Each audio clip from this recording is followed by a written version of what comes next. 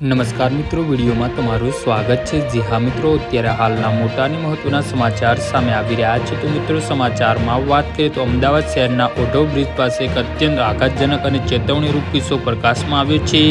અહીં એક 18 વર્ષીય કિશોરના ખિસ્સામાં રાખેલો મોબાઈલ ફોન અચાનક બ્લાસ્ટ થતાં તેનું ઘટના સ્થળે જ કરુણ મોત નીપજ્યું છે। આ અકસ્માતના પગલે સ્થાનિક વિસ્તારમાં ચકચાર મચી ગઈ છે અને મોબાઈલ ફોનનો ઉપયોગ કરતા નાગરિકો માટે આ ઘટના એક લાલ બત્તી સમાન સાબિત થઈ છે। જી હા મિત્રો, અત્યારે હાલના મોટા અને દુઃખદ સમાચાર સામે આવી રહ્યા છે। મળતી માહિતી મુજબ મૃતક કિશોરની ઉંમર માત્ર 18 વર્ષની હતી અને તે ચાર્ટર્ડ એકાઉન્ટન્ટ જેવા પ્રતિષ્ઠિત ક્ષેત્રમાં પોતાનું કરિયર બનાવવા માટે સખત અભ્યાસ કરી રહ્યો હતો। તે પોતાના ભવિષ્યને ઉજ્જવળ બનાવવામાં સપના જોઈ રહ્યો હતો, પરંતુ ઓઢવ બ્રિજ નજીક બનેલી આ કાળમુખી ઘટનાએ તેની તમામ આશાઓ પર તેનો જીવનનો અકાળે અંત આણી દીધો છે।